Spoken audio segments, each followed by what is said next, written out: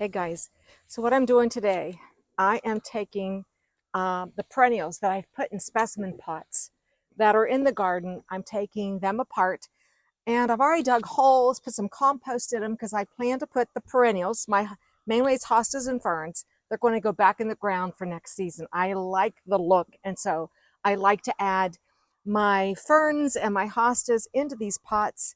And then I added impatiens. I've already taken um, the impatiens out of here. There's still some in here. And then I will dig them out again next season and put them in my pots. I find it very frugal. I also have perennial pots up on the covered deck in the front porch that I leave, and they've been there 3 years now.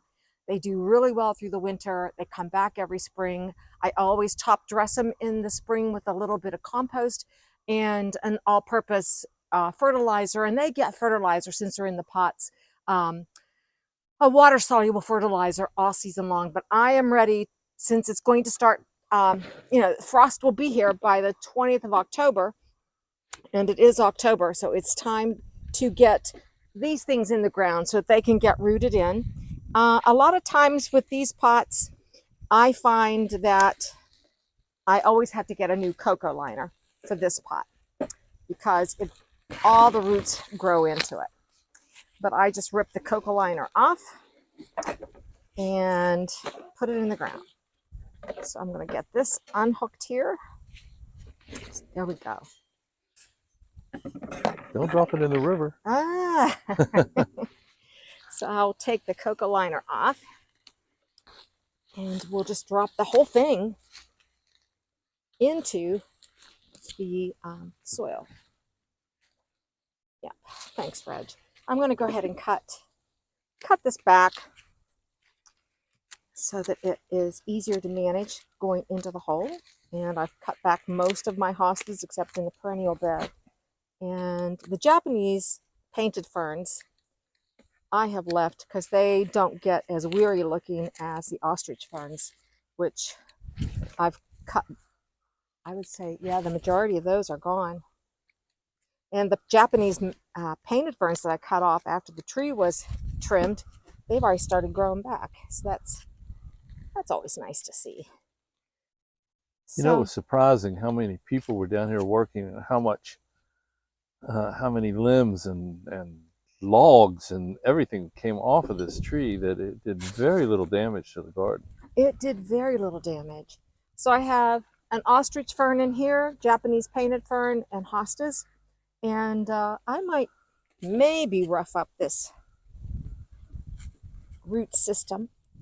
But this has been dug up twice. This is the second season I've dug this bunch up. And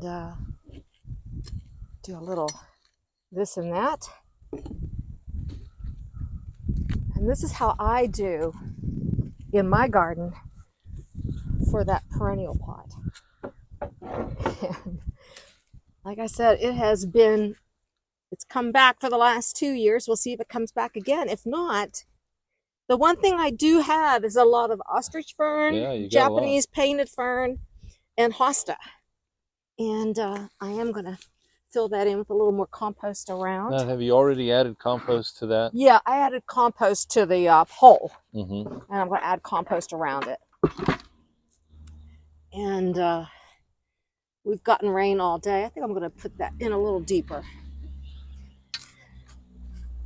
Like that.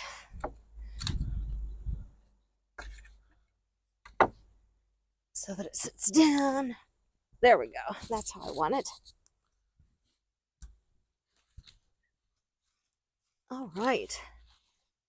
So that's tucked in for winter. And next spring, I will come back by and dig this one up. So we have one more pot. That's how easy that is. I'll clean all this up when we're done. I don't need that, but I do need this and my shears there in here. So let's go over to this bigger pot, and hopefully it comes out just as easy as that. And same thing over here. I have gone ahead and dug the hole. I'll climb back in here. Here we go. Well, there's certainly not room for two of us back here. No, I'm going to cut this back. Gosh, you just start. These are the impatiens, not begonias. I don't know why I call begonias impatiens, impatiens begonias. Maybe that's just another thing I do. But let's cut these ferns. I have Japanese painted ferns in here. Oh, looks like I have a heuchera in here too. But all that's going to go in that hole. Everything's going to get put back in here. You know, it looks rather drastic what you're doing there. Yeah, I know. And to the uninformed, it probably says, "What the heck?" Well, the difference is these are the perennials you cut back this time of year. The hostas, all your ferns, they get cut back in the fall of the year. And your heucheras can be cut back. And the annuals, these beautiful flowers are the impatiens, and they're annuals, and they'll go in the compost. But they have really performed well. You can't beat annuals and perennials together in a pot. That's my nice black sweet potato vine. When I pull this pot out, we'll see. Yeah, we have a sweet potato. We'll see if we have a sweet potato. There we go. There's the pot.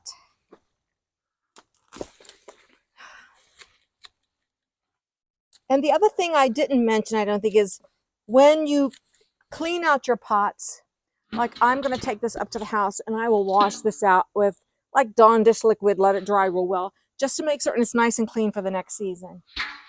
And then I cover this beautiful pot. Where did we get that? Jennifer gave it to me. Oh, that's right. Yeah. Yeah. And I cover this with plastic, a black plastic large bag in the winter. And oh, it just is beautiful in this spot. I tell you, I don't change. I mean, I think it's nice if you want to change things up, but when something works really well, and this is a very shady spot, and I think it does so well. Again, I use plastic bottles in the bottom of my pots, and then this soil will go. I'll pull off a lot of this soil and then bury this whole thing in its nice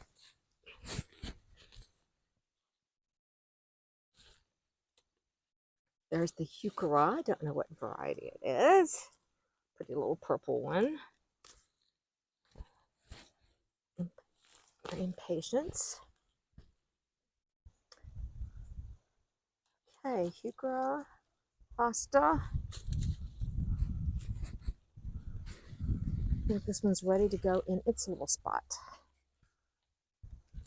Well, I don't see a sweet potato. I don't either. I don't either. I'm still waiting on when we finally take down that window box on the back of the house with that large sweet potato vine, which still looks beautiful. I'm hoping that we have a monster of a sweet potato. Okay, this is going to go right back here. I dug a hole earlier and I put compost in it. We have a lot of clay soil. Mm-hmm. And I took the clay out, put in compost, and I'm going to set this in just like that, like I did the other. This is some wonderful lemon bee balm. Mm-hmm. It smells so good back here. It's pretty too. It's pretty and it smells so good. So again, it smells good. I'm going to set this, cover it up with more compost. And next spring, I have another pot ready to go and to put some impatiens, maybe the same color, maybe something different. But I've got my hosta, heuchera, Japanese maple, and Japanese painted ferns. Japanese painted Not Japanese maple. If I had a Japanese maple, I need a bigger pot. Yeah.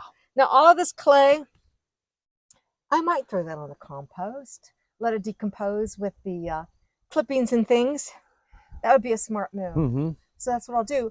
I'm going to rake all this up, put it in there, get a black plastic bag, cover that up, wash out my pots today, put them inside, and I'm real pleased with getting the perennials that were in the specimen pots in the garden cleaned out in the soil, and it feels good.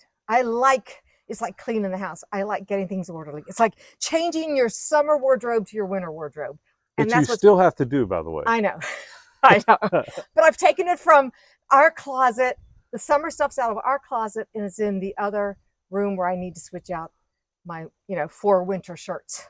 But like this one. But anyhow, that's Gardening on the West Fork Zone 6. And we are getting closer to having things cleaned up for fall. Thanks for watching. Bye.